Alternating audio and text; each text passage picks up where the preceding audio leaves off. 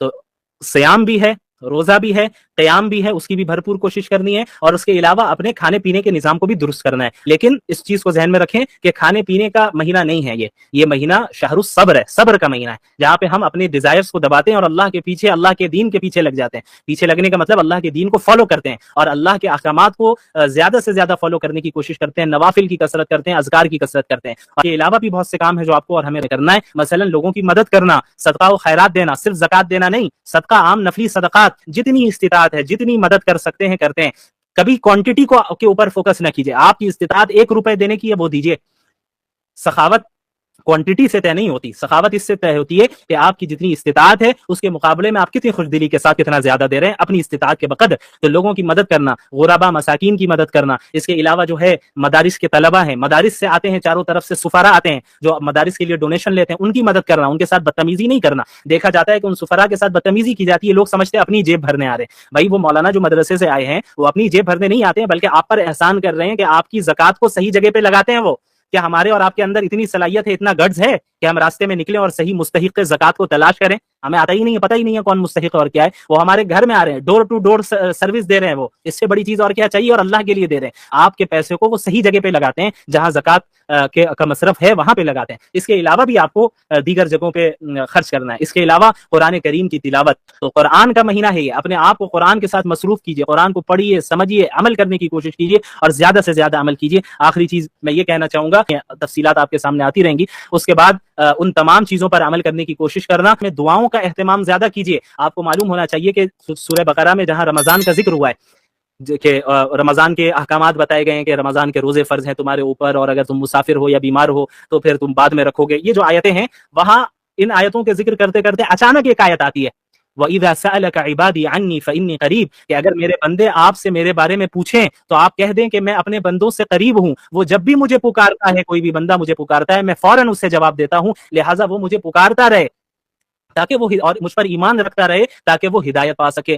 یہ ایک دعا کی آیت آ گئی، پکارنے کی آیت آ گئی، پھر رمضان کی آیتیں شروع ہو گئی، پھر رمضان کے احکامات شروع ہو گئے. تو اس جگہ پہ مفسرین نے، جو کلاسیکل تفسیر کے اسکالرز ہیں، کلاسیکل اسکالرز ہیں، انہوں نے بیان کیا ہے کہ بھائی ایسی کیا وجہ ہے کہ ابھی تو رمضان کی بات چل رہی تھی، بیچ میں اچانک دعا کی بات آ گئی، اللہ کو پکارنے کی بات آ گئی، پھر رمضان کے احکامات شروع ہو گئے.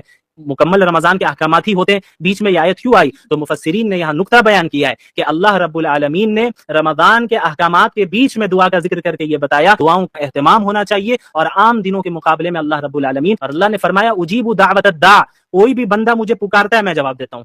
یا یہ نہیں کہا کہ کوئی عالم پکارے، کوئی بزرگ پکارے، کوئی ولی پکارے تبھی میں جواب دوں گا، نہیں، پکارنے والا مجھے پکارتا ہے. اب پکارنے والا جتنا بڑا گناہگار ہو، وہ بھی ایک مرتبہ اللہ کو دل سے پکارے گا، اسی وقت اللہ رب العالمین جواب دیتے ہیں. اللہ تیار ہے آپ کی مغفرت کرنے کے لیے اور آپ کو معاف کرنے کے لیے، بس انتظار ہمارے اور آپ کی توبہ کا ہے. ہم بس توبہ کر کے رجوع کر لیں، اللہ تو منتظر ہے، اللہ انتظار کر رہا ہے کہ یہ میرا بندہ اور میری بندی میرے پاس کب لوٹ کر آئیں، یہ واپس لوٹ کر آئیں. اور اتنی اپارچونٹیز ہماری دنیا میں، اس دنیا میں اللہ نے ہمیں دے رکھی ہیں، اگر ہم ان تمام اپارچونٹیز کو ضائع کر دے رہے ہیں تو پھر کیا حاصل ہے؟ کچھ حاصل نہیں ہے. پھر عام دنوں میں اللہ کے نبی نے کیا فرمایا صلی اللہ علیہ وسلم کہ عام دنوں میں رات کے آخری حصے میں اللہ رب العالمین بندوں کی طرف متوجہ ہوتا ہے اور کیا کہتا ہے؟ کوئی ہے پکارنے والا جو مجھے پکارے تو میں اسے دوں، کوئی ہے رزق مانگنے والا میں اسے رزق دوں، کوئی ہے مغفرت طلب کرنے والا میں اسے معاف کروں. یہ ہر رات ہوتا ہے، رمضان میں نہیں، ہر رات ہوتا ہے. اب آپ بتائیے پورے سال یہ اپارچونٹی ہمارے پاس ہوتی ہے، لیکن ہم میں کتنے ایسے ہیں جو اس اپارچونٹی کو، اس کا صحیح فائدہ اٹھاتے ہیں؟ غور کرنے کی بات ہے. تو ہمیں اللہ سے ہر وقت امید لگائے رکھنی ہے، لیکن ہر ایک کو عبادت کرنے کی توفیق دے، ایک دوسرے کا ہیلپ کرے. یہ نہیں کہ عورتیں غلام ہوتی ہیں، بیوی غلام ہوتی ہیں، باندیوں کی طرح کھٹتی رہے اور وہ کام کرتی رہے، آپ عبادت کرتے رہے، ماشاءاللہ، یہ بھی نہیں. اور اسی طرح عورتوں کی بھی ذمہ داری ہے کہ یہ نہیں کہ شوہر خالی آپ کا ATM مشین ہے اور وہ جو ہے باہر سے بازار سے سامان لاتا رہے گا اور یہ کرتا رہے. آپ گھر میں جو ہے آرام سے رہنا چاہیے اور سامنے والا میرا شوہر جیسا بھی رہ رہا ہے کوئی فرق نہیں پڑتا، یہ بھی غلط ہے. یہ جو زندگی ہے ایک دوسرے کے ساتھ تعاون کر کے، ایک دوسرے سے محبت کر کے، ایک دوسرے کا خیال رکھے اور ایک دوسرے کے لیے قربانی دے کر آگے بڑھے گی. اور پھر اسی زندگی میں جب ہم ایک دوسرے کے لیے قربانی دیں گے، دنیاوی چیزوں میں بھی اور آخرت کی چیزوں میں بھی فکر کریں گے کہ بھائی میری بیوی نے نماز پڑھی یا نہیں پڑھی، میرے شوہر نے نماز پڑھی یا نہیں پڑھی، میرے والدین نے نماز پڑھی یا نہیں پڑھی، میری اولاد کو موقع ملا کہ نہیں ملا نماز پڑھنے کا. ان تمام چیزوں کا جب ہم لحاظ رکھیں گے تو ہمارے گھر میں ایک مبارک اور بابرکت اسلامی معاشرہ اور ماحول قائم ہو جائے گا. اور اللہ رب العالمین سے امید ہے کہ ہم اللہ کے مقرب بندوں میں شامل ہو جائیں گے۔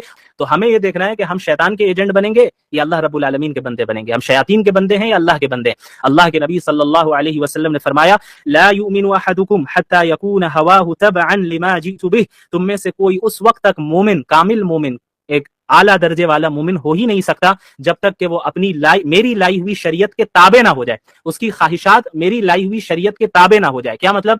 کہ ایک اللہ کے نبی صلی اللہ علیہ وسلم نے فرمایا کہ ایک انسان اس وقت تک اعلیٰ درجے کا مومن ہو نہیں سکتا جب تک کہ اس کے ڈیزائرز کتاب و سنت کے موافق اور اس کے مطابق نہ ہو جائے۔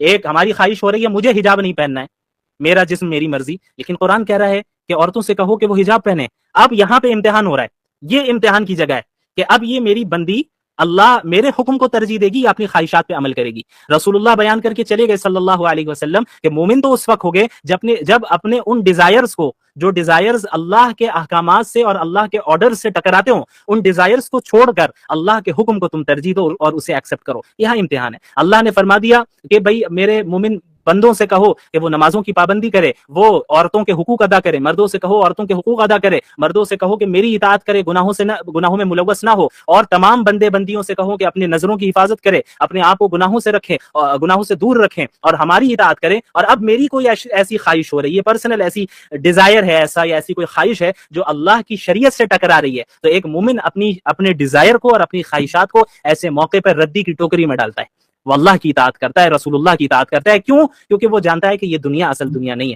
یا چند دن کی زندگی ہے، 40 سال، 50 سال، 60 سال، 70 سال، 100 سال، اور وہ تو آج کل 20 سال کے نوجوان جو ہے ہارٹ اٹیک سے گر کے مر جا رہے ہیں، پتہ بھی نہیں چل رہا ہے کون کب اچانک کس کی موت ہو جا رہی ہے، کسی کو نہیں پتا ہے۔ تو ایک ایسی زندگی جس میں ہمیں موت کا ہی نہیں پتا کہ ہم جو ہے کب موت آ جائے اور کتنے زندہ رہیں گے، اور ہم یہ جانتے ہیں کہ آخرت کی جو زندگی ہے وہ ہمیشہ ہمیشہ کی زندگی ہے، اور دنیا کا کوئی مقابلہ ہی نہیں آخرت کے ساتھ، یعنی کوئی کمپیئر آپ کر ہی نہیں سکتے، کوئی کمپیریزن نہیں ہے۔ اس کی ایک مثال اللہ کے رسول صلی اللہ علیہ وسلم نے دی کہ تم اندر میں ایک نیڈل ڈالو، سوئی ڈالو، اور اس سوئی کو باہر نکالو، تو اس سوئی پر جو پانی لگا ہے یہ دنیا ہے، اور جو سامنے سمندر موجود ہے یہ آخرت ہے۔ اللہ اکبر! آپ اس سے اندازہ لگائیں کہ آخرت کے سامنے دنیا کی کوئی حیثیت نہیں، اور جنت کی وہ نعمتیں جو اللہ کو فالو کرنے میں ہمیں ملیں گی۔ اللہ کے نبی صلی اللہ علیہ وسلم نے فرمایا ما لا عین رأت ولا اذن سمعت ولا خطر على قلب بشر، کہ جنت ایک ایسی جگہ ہے جسے کسی آنکھ نے نہیں دیکھا، جس کے بارے میں کسی کان نے نہیں سنا، اور وہ انسانوں کے امیجنیشن سے باہر ہے۔ آپ امیجن کریں، آپ کے امیجنیشن میں آپ لائیں جنت، آپ کتنی لگژریس لائف کو تصور کر سکتے ہیں، امیجن کر سکتے ہیں، جتنی لگژریس لائف کو آپ تصور کر سکتے ہو وہ جنت نہیں ہے، جنت اس سے بہت اعلیٰ ہے۔ کیوں؟ انسان کی امیجنیشن سے باہر ہے، انسان کے تصور سے باہر ہے۔ تو اب ایک عقل مند انسان کون ہے؟ جو اس دنیا کی حقیر نعمتوں کو اس آخرت کے لیے قربان کر دیں۔ ہم یہ نہیں کہہ رہے ہیں کہ دنیا انسان کو نہیں کمانا ہے، دنیا بھی کمانا ہے، مسلمان کو ہر فیلڈ میں رہنا ہے، لیکن اور اپنی خواہشات پہ بھی عمل کر سکتے ہیں، لیکن اس وقت تک جب تک وہ اسلام کی باؤنڈریز کے اندر ہو۔ ایسی خواہش، ایسی دنیا کمانا جو اسلام کی باؤنڈریز سے باہر نکل جائے اور ہمیں لے جائے، یہ جائز نہیں ہے، اس سے اپنے آپ کو دور رکھنا ہے۔ تو روزے کا مقصد ہی یہ ہے، روزے کا مقصد ہی یہ ہے کہ ہمارے اندر تقوی پیدا کرے، اور ہمارے اندر اپنے اندر اللہ کا لحاظ اور اللہ کا ڈر پیدا کرے۔ جس طرح اس رمضان میں اللہ کے احکامات کے پیش نظر تم بہت سی چیزوں کو چھوڑتے ہو، اسی طرح پورے سال تمہیں اللہ کے منع کردہ چیزوں سے، اللہ کی منع کردہ چیزوں سے، پروہیبٹڈ چیزوں سے اپنے آپ کو دور رکھنا